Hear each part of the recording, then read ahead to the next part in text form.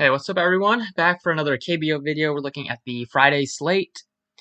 So let's get started. You can hit the like button before we get into it and subscribe if you have not already. Yesterday fell short on KBO as the Deuce Sin stack was pretty high on them. They didn't do much. So looking to get back on track today. We have a lot of good pitching options and we have a lot of good teams facing off against bad pitchers. So to look at the pitchers that we have going at it tonight, this is the list of the 10. We have some quality pitchers. We have Jokic looking very good. He has a tough matchup against the Wiz, but he looks fine. Min-Woo Kim has surprised people this year. He was terrible the last couple years. So far, he's looked good, but I don't think I really want to. I don't think you really need to take a shot on him unless you're playing like tournaments. I don't think he's a cash game play. Runiski obviously looking like a top option at 9,300. The matchup is good. Price tag is up there a little bit, but he definitely looks fine. And then I definitely think Aaron Brooks and Taehoon Kim are the other two that I like a lot. So pitchers that I like quite a bit are Runiski, Brooks, and Kim at 7,400. The reason why I like Kim a lot is that he has some good strikeout stuff. So far this year, the strikeouts have been down. He was coming in as a reliever the last couple years, which is why his strikeouts were pretty high, but still, that's pretty, not very many pitchers average over a strikeout per inning. He did that last year. And this year it's been down. The walks are also pretty high, but it's just a very good spot. He's a lefty. And if you look at the projected lineup of the Eagles, they have like six of the 9 hitters are projected to be lefties. So I think Taehoon Kim can have a pretty good pitching outing tonight, and at 7,400, he will allow you to pay out for the expensive hitters because we do have a lot of good hitters in a lot of good spots today. And I think Brooks also looks fine at 8,100 just because he's just a fine pitcher. In the KBO, he's had some good success. He has averaged just about a strikeout per inning. The matchup is middle of the road against this Twins team, but I think he can find some success for sure. Those are the two pitchers that I like a lot just because it gives me the ability to spend up on hitters. If you want to pay up for Runiski, I think that's fine. This top stacks today, definitely Dusan looking very, very good stack because facing off against a very bad pitcher, and they're getting J.O. back, the very good J.O., not the other J.O. At first base. He's only 3,700. He's a guy that I would prioritize on Draftkings. If you want to look at who Dusan is facing, they're facing off against a pitcher that gives up a ton of contact, doesn't strike people out, gives up a lot of power. So they look like a top stack for sure. Then you have the Dinos also looking very, very good just because they are facing off against another bad pitcher in Daewoo Kim. Just look at the stats from him. Gives up a lot of home runs as well.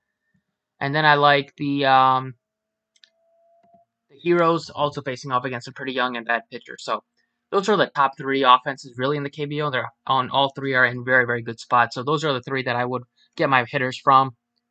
At first base, going to start with J2O just because he's only 3,700. He has a ton of power, as we've seen. And now that he's back from the injured list, hopefully he can pick up right where he left off with the power because before that he was crushing the ball.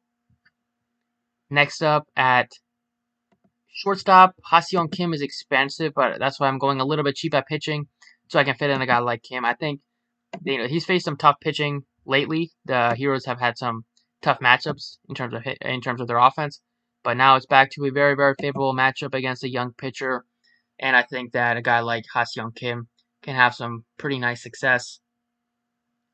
In the outfield, Sung Bum Na looks very good. From Doosan, you have Kim at 5,500. He's been struggling a little bit, but I think he can get on track and maybe hit a home run or 2 today. Maybe not 2, but maybe get a home run or a couple of hits at least against a very old pitcher. I think he looks like a nice option today just because the main problem with him has been strikeouts. As you see, he has multiple strikeouts in like more than half, in like probably 75% of the games or out of his last 10. And he's facing off against a pitcher that is 38 years old. He does not throw for power. This year he has 10 strikeouts in 15 innings. Last year just 89 strikeouts. So he's not a strikeout pitcher. I think Kim is going to be able to put the ball in play, and with the power that he has, and now that they're getting J.O. back, it's another piece in the lineup, which makes a stack a lot more appealing. definitely think that you can go with him at 5,500. And then I like Lee from the Heroes at 5,400, just because he's a very, very solid hitter.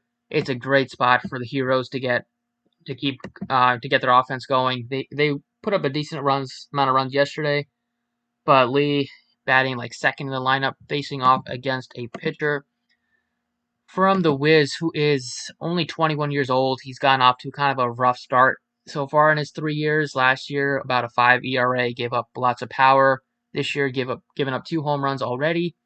And Lee is a guy that can hit for power, also hit for a high average. So those are the guys I like a lot on DraftKings.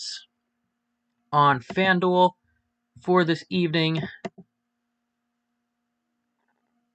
at pitching wise, I'm kind of still considering the same guys that I like on DraftKings. Reniski's pretty expensive at $28. I think that's a little bit tougher to get to on FanDuel.